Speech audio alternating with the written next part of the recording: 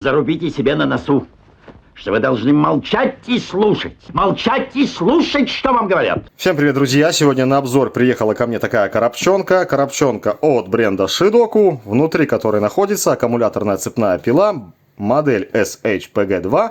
И вот такая вот, друзья, интересная пила с телескопом. То есть она может удлиняться как на одну секцию, так и сразу на две секции.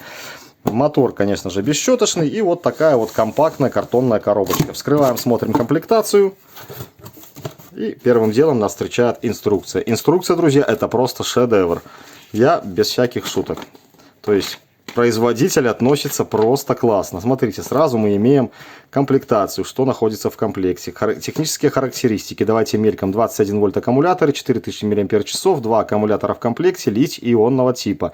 12 дюймов шина. Цепь шагом 1/4, шириной паза 1,1 мм, количество оборотов 6000, в карточке товара 5000, скорость цепи 12 метров в секунду, емкость бачка под масло 50 мл, бесключевой натяжитель цепи присутствует, да, защита от перегрева присутствует, длина телескопической штанги 32, я так понимаю, сантиметра, движок бесщеточный. Не спеши! То есть настолько подробная инструкция на русском языке, все в цвете, все введено красным, эти все внимания, ну, как аккумулятор, как снять, установить цепь, вот, какое направление зуба должно быть, потому что очень много людей меня спрашивают, говорят, купил пилу, она не пилит, говорю, блин, поставь цепь правильно. Даю ссылку на свое видео, где мне надоело, я сделал видео. Да, пишут обратку мне, да, спасибо огромное, пила работает четко. Вот, ну, люди не сталкивались с этими пилами, первый раз покупают, поэтому как бы грешно, наверное, смеяться над ними, правильно? Вот здесь как установить цепь, как натяжитель, как... Короче, все подробнейшим образом, даже ребенок, как я говорю, разберется. Ну и опять же на задней странице вот такой вот QR-код, значит QR-код службы поддержки. Опять же, если кому, не дай бог, что-нибудь нужно, там что-то не так и не сяк, сканируйте, обращайтесь, пишитесь. Я знаю, что он всегда, ну, служба поддержки всегда идет на встречу. Ну и вот такой вот комплект. Сейчас, друзья, этот комплектик выложу на стол, и мы с вами продолжим.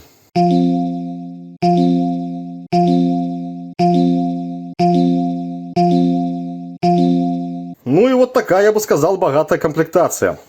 Значит, смотрите, первый раз, наверное, мне попалась аккумуляторная цепная пила с кожухом под шину. Смотрите, какой прикол, 12, 10, 8, 6 дюймов и вот этот кусочек. То есть, что мы можем? Я так понимаю, эта штука должна продаваться где-то отдельно, у кого ее нет, покупаем, и у вас, допустим, пила 8 дюймов, шахаем здесь, отрезаем, и получаем чехол на 8 дюймов. Здесь на 6, здесь на 10, тут 12. Если мы отрежем здесь, я так понимаю, остается примерно 10 сантиметров, этот чехольчик, наверное, даже подойдет к моей цепной аккумуляторной пиле от штиля. Да, прикольно, классно. Шина Shidoku 12 дюймов. Шина, друзья, довольно-таки увесистая. И вы знаете, наверное, мы с вами... Ух ты! Что-то у меня здесь насыпалось. Ладно, потом. И вы знаете, что она весит 234 грамма. То есть классная шина. Вот широкие эти вот ламели. Толстый металл. В шине есть вот этот вот механизм для полуавтоматической, я так назову, подтяжки цепи. Имеется звездочка. Все крутится, все вертится. Все класс. Имеются отверстия для маслоподачи. Потом проверим с той или стороны. Так, что мы здесь имеем? Два аккумулятора в комплекте по 4 ампер-часа. Эти аккумуляторы нам уже давно известны. Делал я на них обзор. Кому интересно, ищите, смотрите. Останавливаться на них не буду. Вот индикация здесь и индикация вот на этом аккумуляторе от этой кнопочки. То есть устанавливаем, снимаем аккумулятор с инструмента, и мы сразу видим индикацию. Зарядное устройство салазкового типа от бренда Shidoku. Дальше у нас идет 21 вольт, 2 ампера. Вот, тоже проверять не буду, друзья. Смысла в этом нет. Да, аккумуляторы могут заряжаться как салазкового типа вот такой зарядочкой, так и, соответственно, зарядкой штырькового типа. Вот еще цепочка в комплекте, как же без нее. 1/4 дюйма, 1/4 дюйма, 12 дюймов длина под шину. Вот такая вот цепочка. Давайте мы, наверное, сразу все это дело разорвем. Вот тоже непонятно, почему они делают отрыв не сверху, чтобы пакетик уже был дочитал, а вот надо перевернуть и тогда все это дело оторвать. И посмотрим. Вот такая цепочка. Опять же шаг 1/4. Ширина паза 1,1 мм. При выборе цепей, друзья, обращайте внимание особое на все эти параметры. Потому как просто купить цепь для, соответственно, пилы нельзя. Она может вам не подойти. Ширина паза бывает 1,1 мм. Ну, то есть со стандартов, да, и 1,3 мм. Поэтому смотрите, шаг цепи тоже бывает разный. Ну и вот наша сама пилочка. Опять нам приехал шмелик. Я бы сказал, это его сестричка. Помните все с моего обзора, да? Кстати, инструмент Шидоку довольно неплохого качества. Мне понравился. И, в принципе, он себя как бы зарекомендовал. Как рабочий, нормальный инструмент. Вот будь то эти гайковерты, будь то пила. Что мне там на обзоре еще было, уже даже не помню. Но по качеству довольно неплохой. Ни к чему придраться абсолютно нельзя. Пока нельзя, да? Давайте поставим эту пилочку сюда. Пускай она здесь у нас и висит. А мы посмотрим на эту. Так, на сборочку. Сборка, в принципе, отличная, достойная. Как я всегда говорю, шов виден, но он нигде абсолютно не ощущается. Вот, движок вынесен у нас сюда. Уже похожие пилки у меня были, но такой еще ни разу не было. Бачок заливной у нас, заливная горловинка сверху, как мы с вами прочитали, 50 мл. Вот видите, довольно объемный бачок. Да, сразу, опять же, про клапанок скажу, а мы с вами это все дело проверим. Клапанок я снял и смотрим, разрез есть или нету. Да, все четко, здесь есть разрез. Друзья, у кого масло не идет, снимаем вот этот вот клапанок. Я называю обратный клапан. То есть фокус в чем? То есть воздух с атмосферы должен попадать в бачок, но масло обратно, видите, он закрывается, и обратно масло в это отверстие он не должен пропускать. Часто приходит вот этот вот разрез спаян. Поэтому у кого масло не идет, берем какое-нибудь шило и просто делаем следующим образом, протыкаем и получаем отлично работающий клапанок. Надеюсь, с этим понятно. Есть у меня на канале даже отдельное видео по этой теме. Далее, что у нас есть? Есть, конечно же, индикатор уровня. Он уже не такой слепой, как был, допустим, в пилах других моделей. Совершенно узкая полоска, по которой ничего не было видно. Но здесь, если масло немножко темное, конечно, непрозрачное, то мы этот уровень легко с вами увидим. Клавиша запуска, видите, не нажимается. А есть здесь вот такой вот хвостик, видите? То есть мы с вами должны пальцы поставить, оттянуть взад хвостики, только после этого пила у нас включится. Классно, классно сделано. И от случайного нажатия у нас есть уже как бы защита. Чего нету у ее младшей сестры. А, нет, у сестрички есть кнопочка боковая защита. Тоже классно. Это в какой-то другой пиле не было. Да. Поэтому все пока что здесь супер. Имеется, друзья, щиток. Щиток просто для красоты. То есть здесь микрика, насколько я понимаю, так как нет такого знакомого звучания щелчка, нету. Просто как бы, ну, дизайн такой и все. Рукоятка под вторую руку. Можем пилить так, либо так, либо так. То есть все эргономично, все отлично, все красиво. Все замечательно. И смотрите, допустим, вот на этой пиле у нас упорных зубцов нет. А вот на этой пиле они вот такие вот, друзья, агрессивные. Замечательно. Хотя под аккумуляторную цепь они-то особо не надо. Это не бензиновый инструмент, не мощный, да. Но, как я всегда говорю, лучше, чтобы было, чем этого не было. Просто замечательно. Площадка аккумулятор под аккумуляторы типа Makita. Ну и давайте раздвигать. Вот есть у нас кнопочка. Нажимаем. Отодвигаем немножко, если мы хотим, на одну секцию. Все, кнопку отпускаем. И у нас пила увеличилась на одну секцию.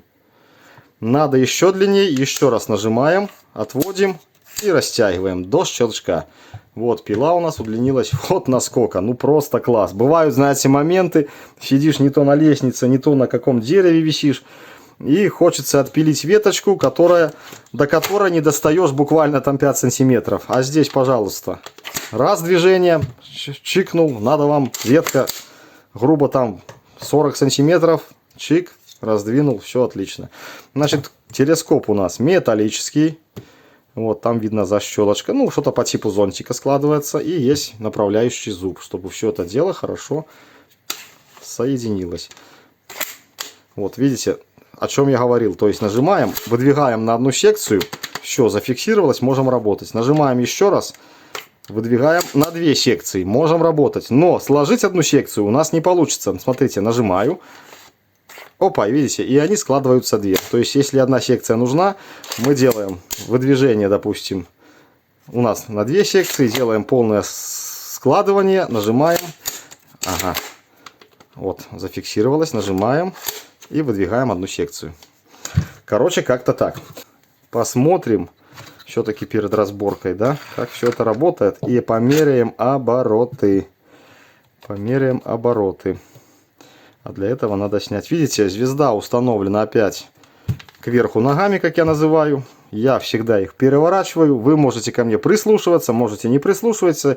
Есть у меня на канале отдельное видео по данной теме, где я привожу примеры, почему так надо, почему так не надо. Вот вы решайте сами. Я же все это дело, конечно же, переверну для себя. Вот таким макаром. Сейчас померяем обороты. Установил я диск. Значит, диск, друзья, я установил. Вот, снял я вот эту контур колечко, да. И подпихнул картонку в паз от кольца. Посмотрим, удастся ли померить нам с вами обороты. Подключаем аккумулятор. Хлоп, есть. Берем тахометр. Включаем и смотрим. Меня опять терзают смутные сомнения.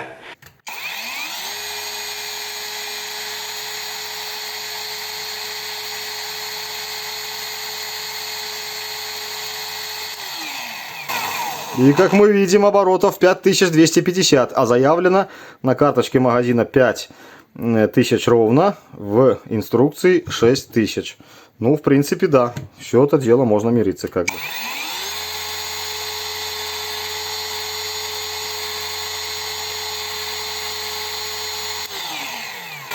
Я считаю, просто отличный результат. Это замечательно, клянусь Богом. Так, и теперь многим же будет интересно, сколько она весит. Так, с аккумулятором. Ну вот как ее взвесить, друзья, я честно скажу не знаю. О, придумал. Ага, не придумал. На ручке она не стоит. Короче, со взвешиванием, наверное, ничего не получится. Надо куда-то весы ставить, чтобы... Во, она висит, друзья. Отлично. Все, включаем весы. Аккумулятор до стола не достает. Опа, видите, качается. 2 кило 318 грамм. Это без шины и без цепи. Так, давайте сюда положим шину, чтобы хоть как-то посмотреть рабочее состояние нашей пилы. Не состояние, а рабочий вес. Так, и цепочка. И получаем мы 2 кило 639 грамм. Если мы сюда зальем 50 миллилитров масла, то полностью рабочее состояние где-то у нас получится порядка 2 кило 700 грамм. Плюс-минус, конечно же. Ну а теперь разбираем. Итак, друзья, думал не разбирать рукоятку, но потом посидел, подумал, вы ж, блин, не отстанете. Ни за что! Почему не показал, почему не разобрал, хотя тут особо ничего интересного, наверное, не будет. Поэтому все-таки я все это дело раскрутил, дабы вам показать. Ух ты ж, смотри! Ты смотри, какой толстый пластик. Дуб и кол. Во, респект, респект, да. Очень толстый пластик, друзья. Кнопочка включения. Вот такой вот милипи микрик. Но, между прочим, это у тебя явно оговорка по Фрейду была. И вот такая кнопочка. Вот с такой вот защитой. Видите, флажок ложится или кладется и включает наш микрик. Ну, опять же, мы видим с вами площадку под аккумуляторы типа Makita. Пайка неплохая, отличная даже. Так, что у нас с контроллером? И вот такой вот контроллер. 3 провода, идет прямо на бесщеточный движок. Так, по маркировке есть какая-то маркировка, друзья. Я не знаю, вам будет видно. О, так хорошо видно. Тут тоже по ходу дата производства и как бы ничего, никакой полезной информации нету на данном контроллере. Да, все. Все, что мы имеем. Ну и у нас 3 провода заходит в трубу, в штангу. Здесь они винтами зафиксированы. И мы видим, там они свиты в спираль. Точно такой принцип, как и на штанге удлинителе. Так, сейчас я это скручу часть и разберу следующую. Итак, разобрал я и электрическую часть. Вот снимается корпус следующим образом. При разборке будьте внимательны, так как в этих отверстиях стоят вот такие вот саморезы, винты под крест. И есть 4 винтика, опять же под торкс 10, вот таких вот. Это у нас и здесь, и рукоятка с этой стороны. Вот так у нас все выглядит. С трубы пришел провод, вот эти 3 провода. Вот такой вот бачок. С такой, соответственно, геометрией, да. Движок у нас остается прикручен. Вот этот вот щиток, видите, как я и говорил, для красоты. Ну, конечно же, в случае чего, может как-то и спасет. Ну что ж, давайте теперь разберем и сам редуктор. У нас на редуктор 5 винтов. Перед этим снимем крышку, которая является опорой подшипника ротора двигателя. Вытянем ротор. Вот такой вот ротор. Опять же, давайте его померяем. Ротор у нас, конечно же, на глаз 26 миллиметров. Мы все это помним. 25,96. Подшипник здесь 18,97, 18 миллиметров. Вот такая вот зубастая шестеренка с агрессивным зубом. Все как нам нравится. Здесь подшипничек у нас 16 миллиметров. Ну и вот такая вот пластиковая крыльчатка. Общая длина, кому интересно, 72-77. И длина по металлу у нас 25 миллиметров. 25-33. Так, есть. Движок у нас 6-обмоточный. Обмоточки мы сейчас с вами замеряем. Так, нам надо 0. Есть. И вот здесь вот хорошее местечко. Правда, в него надо подлезть. 1,1 миллиметр. 1,1 миллиметр. Ну, стукнул я. 1,2. Давайте еще разок. Для тех, кто не верит. Вот. Аккуратно снимаем. Вот, 1,1 миллиметр. Так. Ну что ж, давайте разбирать редуктор, наверное, уже при вас.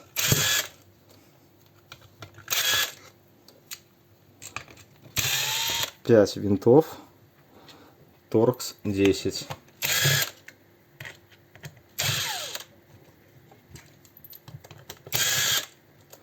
Есть такое дело. Винтики здесь 2 коротких, 3 длинных. И снимаем. Вот наше все как бы в руках осталось.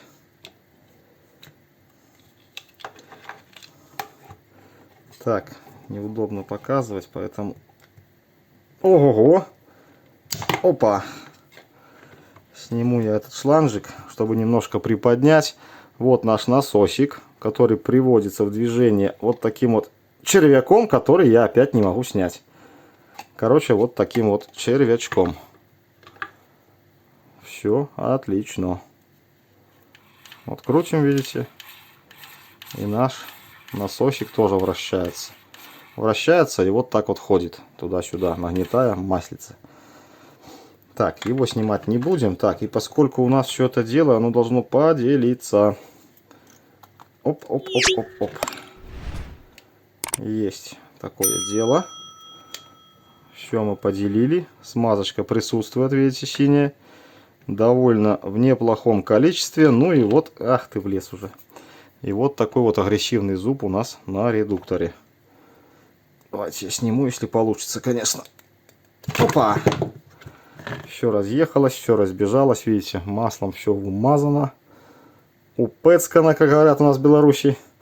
Друзья, количество зубцов считать я не буду. Смысла в этом не вижу.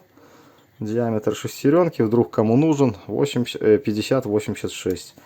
Подшипничек здесь у нас установлен 17 миллиметров. Вот как-то так. То есть все работает на подшипниках. Ну и, конечно же, с этой стороны тоже вот он подшипник. Давайте мы его тоже замеряем. 26 миллиметров. Все работает на подшипниках, поэтому все должно работать долго и классно.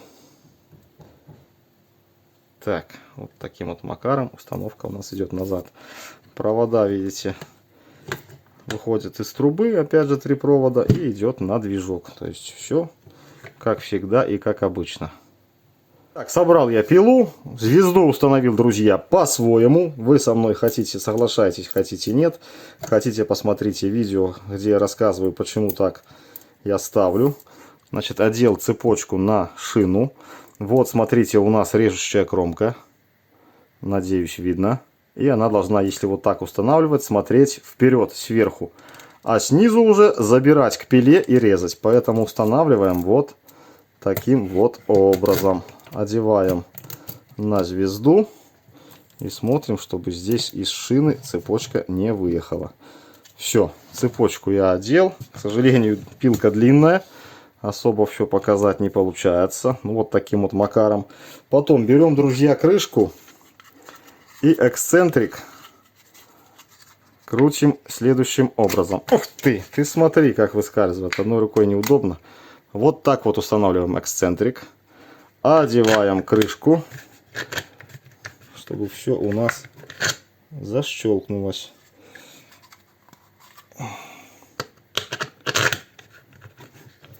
А у нас что-то не лежит, не прилегает. А почему? Вроде бы все класс.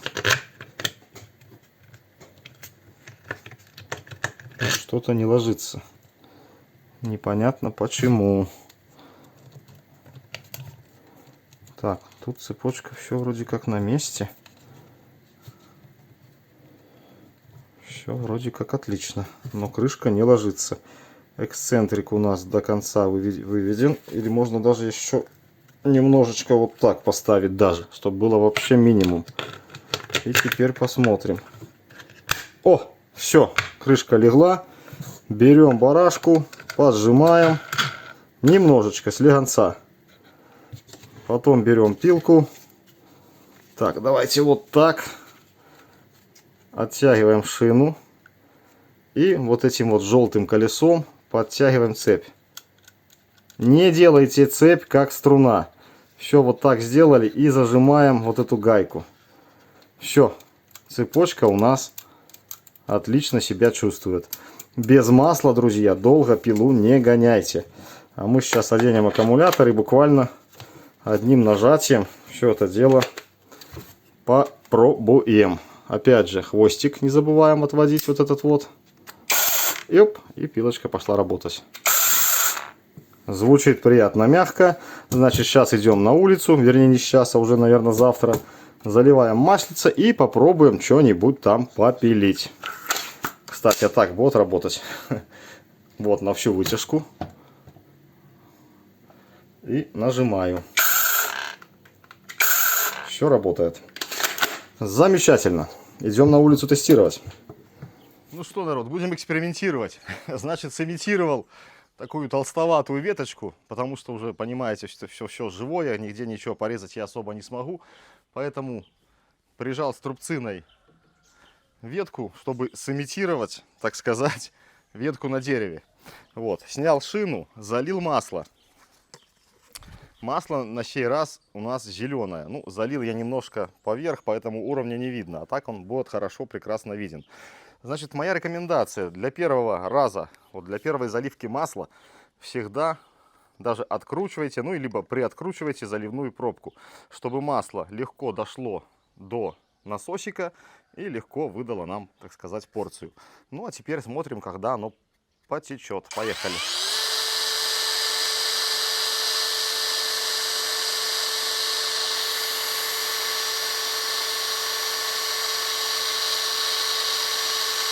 Опа! Полилось. То есть, друзья, делайте, наверное, вот так, как я. без шины и без цепи, потому что пока оно пойдет, вы представьте, сколько у вас шина будет работать с цепью на сухую. А так вот пошло, сейчас одеваем цепочку и вперед пилить. Заправили масло, прокачали, поставили цепь, шину и будем пробовать резать. Одеваем, конечно же, средства защиты, а то опилки летят, не дай боже. Выдвигаем наш агрегат. Вот такой агрегатик у нас, друзья. Отличный. Значит, смотрите, держать можно одной рукой, но как бы недолго. Все-таки вес ощущается. Чтобы как-то сбалансировать, либо докупить переходник на 2 аккумулятора, что будет, наверное, супер, и установить сразу 2 аккумулятора, дабы добавить сюда веса, хоть как-то сбалансировать все это дело. Ну, либо, может, у кого-то есть на 12-15 ампер его поставить, но тогда увеличится вес, конечно, общий на всю руку. Ну, а мы погнали.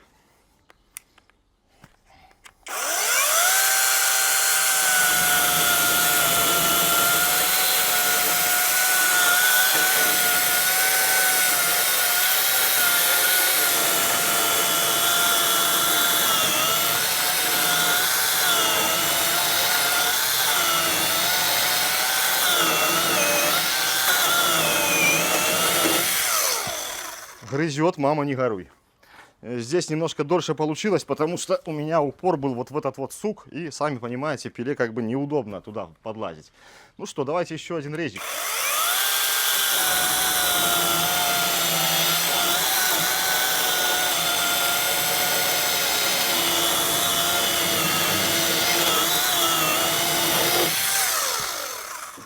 Вот как бы так. Ну а сейчас просто распилю пилой. Вот в таком вот виде. Видите, как автоматически все складывается.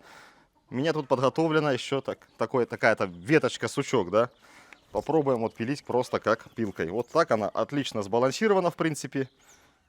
И отлично, я думаю, будет работать. Хотя работает она супер. Видите, даже на высоте я поддавливал и не задавил. Так, народ, обещал я вам показать на сучке, на вот этом поленце, да. Это тоже, по-моему, черешенька. Но я его сюда и так майстырил, да, никак не промайстырил, чтобы оно само держалось. Ну и, собственно говоря, чтобы показать вам рез из 2 рук. Одной рукой-то, конечно, я еще могу как-то придержать и резать.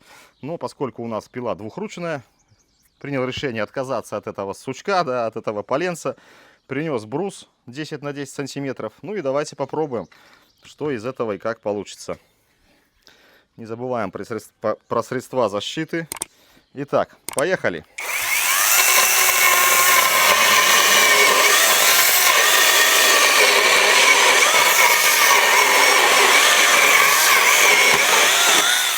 Хоп. Быстро, просто и надежно. Ну что, еще разок.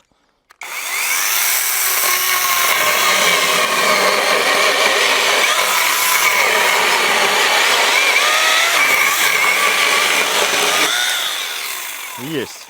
Ну и давайте один рез сделаем на вот так вот, поближе, чтобы вам было лучше видно, нежели там я резал что-то как-то наверху. Итак, поехали.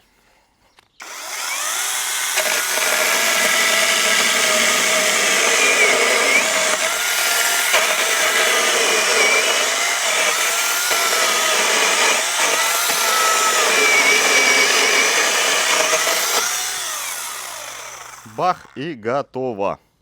Конечно, на расстоянии резать не так удобно, как держа, допустим, эту пилу вот в таком положении, но где-то, если надо, когда-то, где-то как-то, то эта пилка вполне себе оправдывает свою цену, тем более не такая уже и дорогая.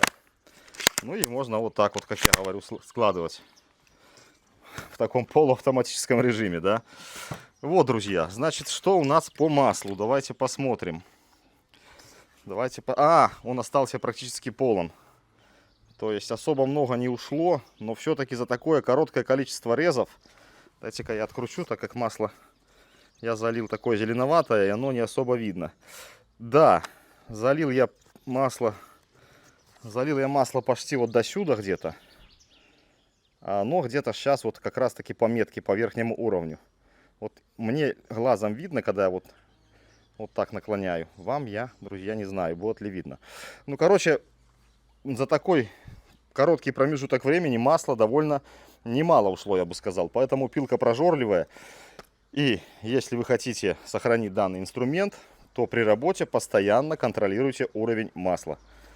Ну и, соответственно, конечно же, не надо резать, там, не знаю, ну, те же полиняки, которые валяются в земле, там, в грязи. Этим вы убьете просто цепь, а цепью уже убьете, соответственно, шину. Но благо все это продается, все это можно докупить, купить. Не так, это уже, в принципе, и не такой дефицит, и не так дорого. Поэтому, друзья, сегодня на обзоре была вот такая пилочка Shidoku SH-PG2. На этом наш обзор закончим. Кому интересно, ссылка будет в описании к данному видео. Переходите, смотрите. Ну а покупать, не покупать, это уже решение сугубо за вами. Все, пока. Желаю, чтобы все.